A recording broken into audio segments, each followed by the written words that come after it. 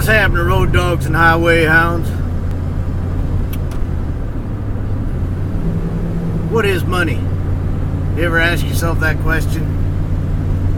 It's a question I started asking in 2008 after the bailout. I think a lot of people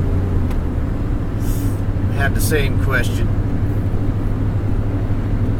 Then, after the big bailout where the federal government just pulled out $1 trillion out of their butt and started handing it out to Ford and GM and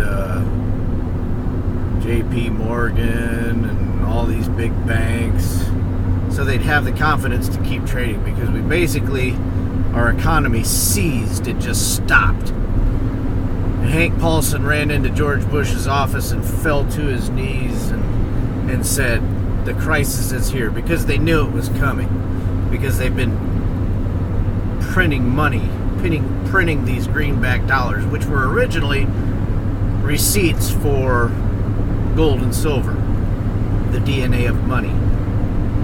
And so people got used to working for the receipts instead of the gold and silver, which has been money for thousands of years.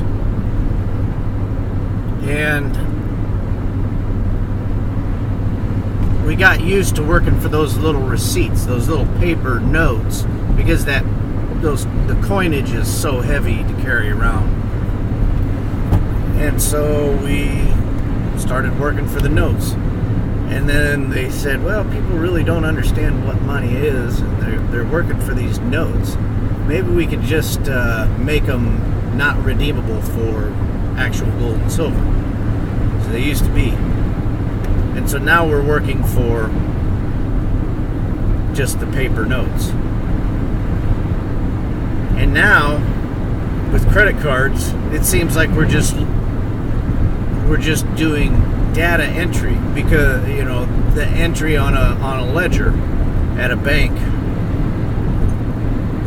it's backed up in a complicated way by the Federal Reserve, and the system has been working. But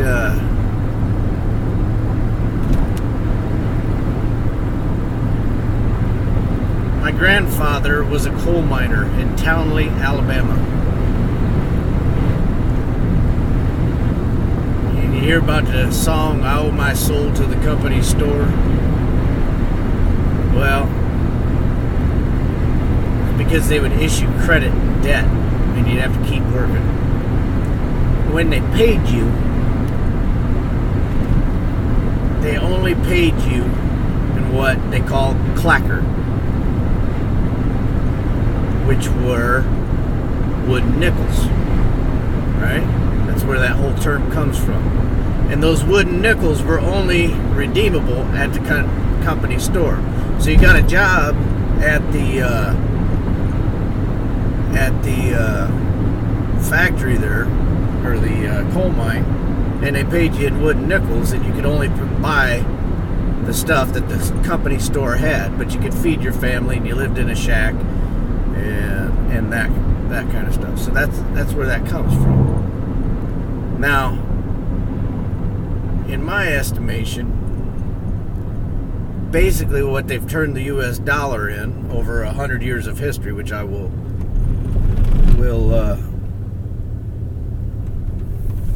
not go into, but they turned all that stuff into clacker.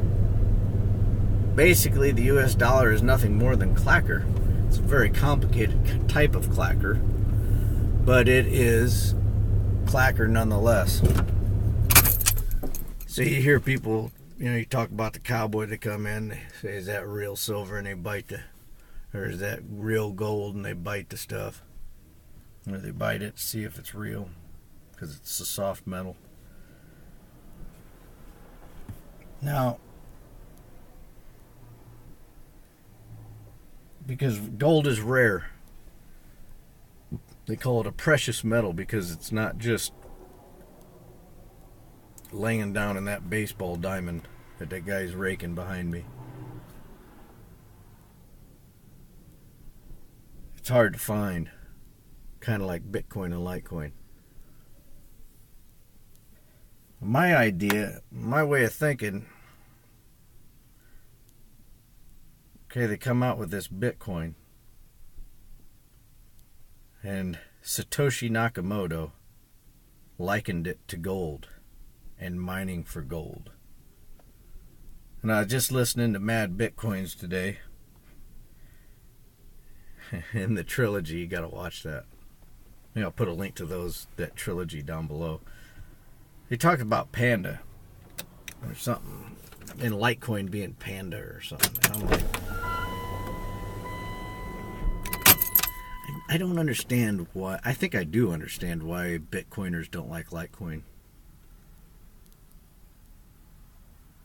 Because they want everybody to be in Litecoin or Bitcoin.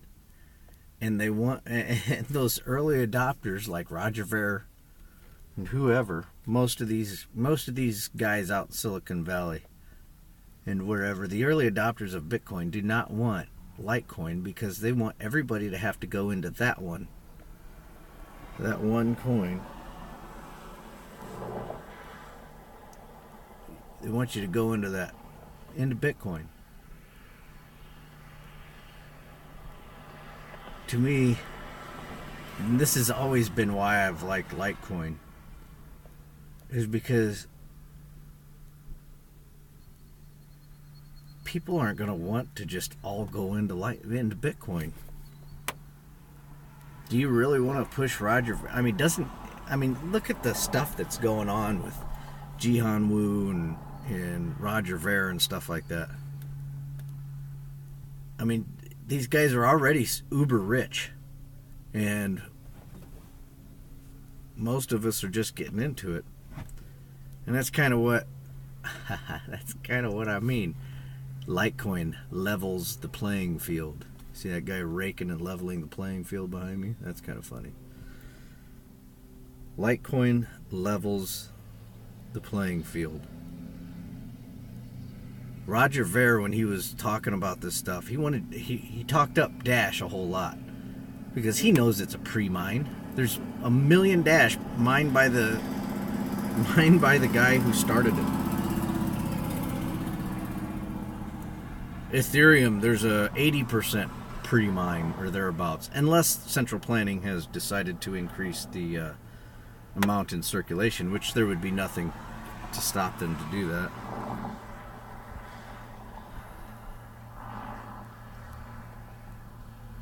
That's Charlie Lee's stroke of genius. He released it fairly. And why? The only reason why these people don't want Litecoin adopted as number 2 is because they don't want roofers on the same playing field as them. They want an advantage. I mean, think about what's going on with Jihan Wu. That guy had an unfair advantage, and he loved it. And I mean, the craziness of this whole SegWit and Bitcoin Unlimited debate, totally driven by greed. Because whatever he's got ain't enough. So him and Roger Ver, I don't get what's going on. I get what's going on. You're greedy. That's what's going on. There's no way I'm going down the Bitcoin Unlimited road. Nope. I'm off that. I'm not even objective about it anymore. It's SegWit all the way.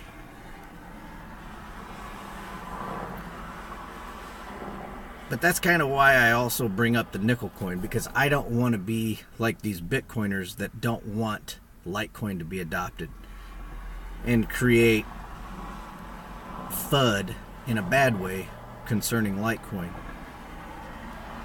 Coinbase, think about this. I don't know if you were around, but Coinbase would not put Litecoin on Coinbase originally. And and then they said it would be too confusing for people. I was like, man, I got it right away. I understood gold and silver. Yeah, the gold-silver ratio, 1-4. Yeah, I get it. And the people at Coinbase, no, only Bitcoin. We want you only to use Bitcoin. Forget about Litecoin. That's when I knuckled down and I said, bull. I'm in with Litecoin. These are not my leaders. Coinbase is not my leader. And that's why I say I'm kind of like a Bitcoin Litecoin maximalist, because all these other altcoins, you don't know what shady crap is going on with them. And believe me, there's shady crap going on in Bitcoin and Litecoin. That's hard enough to keep up with. And you think this stuff ain't going on with Ethereum and Dash? When I on Bitcoin Coffee's thing, I said something about diversification is Bitcoin and Litecoin. And I kind of thought, that kind of sounded a little stupid. But I mean, physical gold and silver too is part of diversification. Cash on hand is part of diversification. Property, assets. When I say diversification, a little bit in crypto. And when you go into crypto, to me, the most common sense bets are the gold and silver of cryptocurrency. Forget all these. There's too many scams with the altcoins, and I don't consider Litecoin an altcoin for that reason.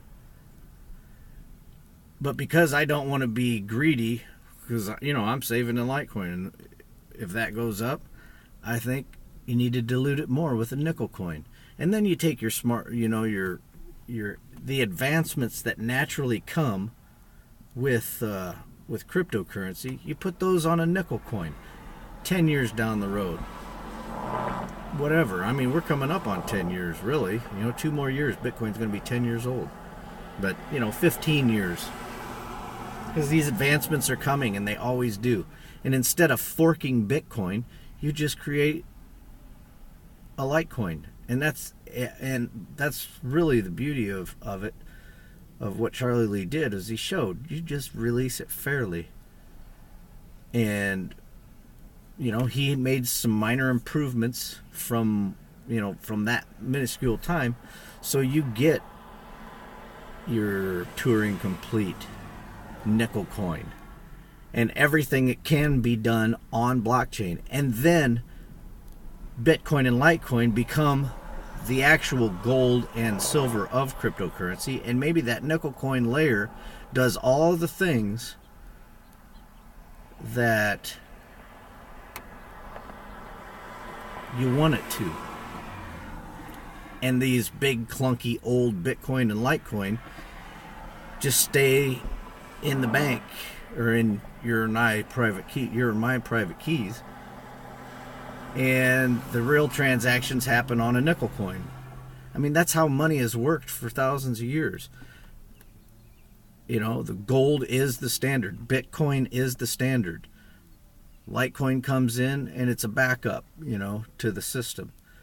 And then you've got, whatever, you've got copper and, whatever they've used, but they dilute the money supply with things of a lesser thing.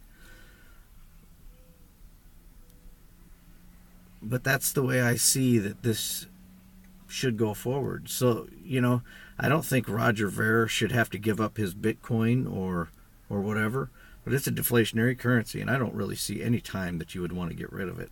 That's where you hold your wealth. But I guess that's what I'm saying. Litecoin levels the playing field. How cool is that, man? That's totally unrehearsed. But you get what I'm saying. Bitcoin and Litecoin. Someday a nickel coin. And I'll say it again. Thomas Hunt is a good guy. I think I would... I don't know anything about this stuff, but I think there should be some technical people who need to be on board with a nickel coin. I think Thomas Hunt, Charlie Lee, I think Andreas Antonopoulos, who else? Sergio Lerner, Rootstock.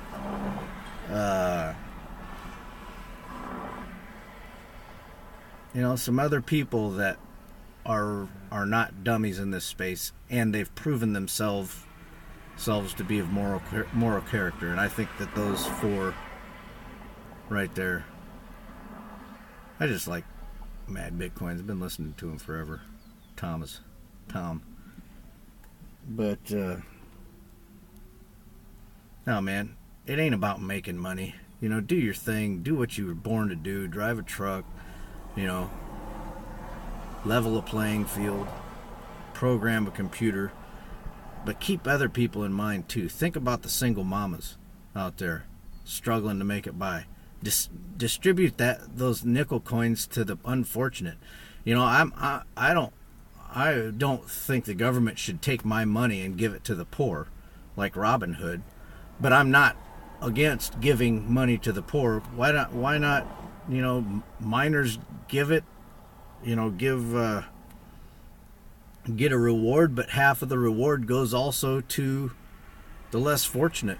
Third world countries get the nickel coin, or people, disabled people, or whatever.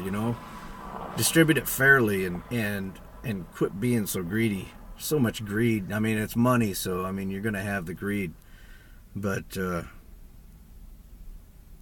don't know. I guess that's the thought for the day. You guys putting the baseball bases out, level the playing field. That's what we need, is a level playing field, and that's what I'm all about with Bitcoin and Litecoin. I'm out of here.